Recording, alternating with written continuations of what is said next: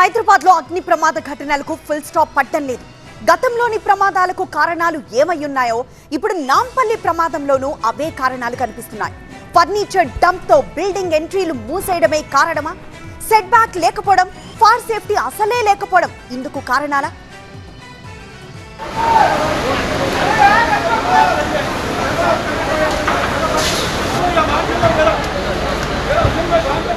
నాంపల్లి అగ్ని ప్రమాద ఘటనా స్థలంలో దాదాపు 10 ఫైర్ ఇంజన్లు, ఎన్డీఆర్ఎఫ్, ఎస్డీఆర్ఎఫ్ బృందాలు, జేసీబీలు రెస్క్యూలో పాల్గొన్నాయి. కానీ ఎన్ని రంగంలో దిగినా నో యూజ్ అన్నట్లుగా మారింది పరిస్థితి.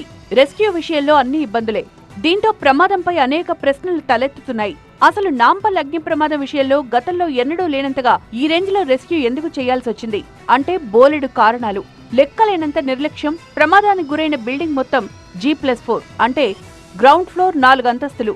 ఇది అధికారిక లెక్కల ప్రకారం. కానీ అనధికారికంగా 2 సెల్లార్లు ఉండడం షాకిస్తోంది. ఈ లెక్కన ప్రమాదానికి గురైన బిల్డింగ్ 6 అంతస్తులు. బిల్డింగ్ విషయంలో యాజమాన్యం నిర్లక్ష్యం కూడా కొట్టొచ్చినట్లు కనిపిస్తోంది.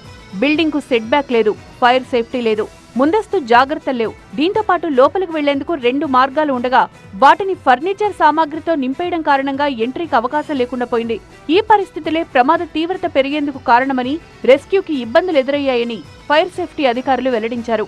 అందులోనూ సెల్లార్లను కేవలం పార్కింగ్ కు మాత్రమే వినియోగించాలనే రూల్ ను క్రాస్ చేశారని తెలిపారు. బేస్మెంట్స్ లో యాక్చువల్ గా it is for parking only అండి. మన రూల్స్, మన గైడ్లైన్స్ చాలా దాని మీద స్పష్టంగా ఉన్నాయి.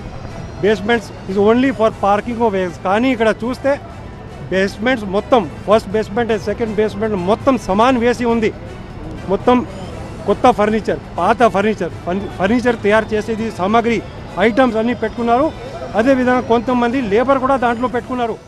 నాంపల్లి అగ్ని ప్రమాదానికి షార్ట్ సర్క్యూట్ కారణమని అధికారులు భావిస్తున్నారు. 6 అంతస్తుల బిల్డింగ్ లో మొదటి సెల్లార్లో ఫర్నిచర్ మెటీరియల్స్ డంప్ చేసినట్లు గుర్తించారు. ఈ డంప్ వల్లే మంటలు భారీగా వ్యాపించడం, దట్టమైన పొగ చుట్టుముట్టడంతో సహాయక చర్యలకు ఆటంకం ఏర్పడింది. షోరూంలో పనిచేసే కార్మికులు 2వ సెల్లార్లోనే ఉన్నారని చెప్తున్నారు. ఇక ఈ బిల్డింగ్ యజమానిని సతీష్ గా గుర్తించారు. అయితే అతను ఎక్కడున్నారనే విషయంలో క్లారిటీ లేకుండా పోయింది. రెస్క్యూ తర్వాత పూర్తి స్థాయి దర్యాప్తు కొనసాగుతోందన్నారు ఫైర్ డీజీ విక్రమ్ సింగ్ మాన్. అది ఇంకా డీటెయిల్స్కి మనము పోలేదు, ఎందుకంటే మధ్యాహ్నం నుంచి మేము అందరూ ఈ ఫైర్ ఫైటింగ్ ప్రివెంటివ్ మెజర్స్ దాంట్లో బిజీగా ఉన్నాము.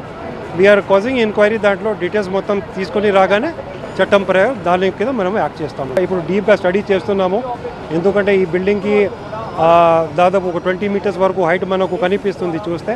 సో ఇది ఎప్పుడు వాళ్ళు ఏ డిపార్ట్మెంట్కి అప్రోచ్ అయ్యారు, దానికి అప్లికేషన్ ఎప్పుడు ఇచ్చారు, ఆ అప్లికేషన్ మీద డిపార్ట్మెంట్ ఏం చర్య తీసుకున్నారు అన్నీ మనం ఇప్పుడు కూర్చొని డీటెయిల్గా దానికి పరీక్షిస్తున్నాం. ఇదిలా ఉంటే నాంపల్లి అగ్ని ప్రమాదంతో అటువైపు రోడ్డును ట్రాఫిక్ పోలీసులు క్లోజ్ చేశారు. దీంతో పాటు నుమాయిష్ సందర్శకులకు అలర్ట్ జారీ ఇచ్చారు. నుమాయిష్ సందర్శనను వాయిదా వేసుకోవాలని సిపి సజ్జనార్ కోరారు. ఎట్టి పరిస్థితుల్లోనూ నాంపల్లి ఎగ్జిబిషన్ కు ఎవరూ రావద్దని సూచించారు. మొత్తంగా నాంపల్లి అగ్ని ప్రమాదానికి నిర్లక్ష్యమే ప్రధాన కారణమని పోలీసులు భావిస్తున్నారు. పార్కింగ్ కు మాత్రమే వాడాల్సిన సెల్లార్లలో ఫర్నిచర్ సామాగ్రి భారీగా డంప్ చేయడం, బిల్డింగ్ లోకి వెళ్లే మార్గాలను కూడా ఫర్నిచర్ తో నింపేయడం ప్రమాద తీవ్రతను పెంచేశాయి. ఈ నేపథ్యంలో సిటీలోని సెల్లార్ల వినియోగంపై అధికారులు దృష్టి పెట్టాల్సిన పరిస్థితులు ఏర్పడ్డాయి.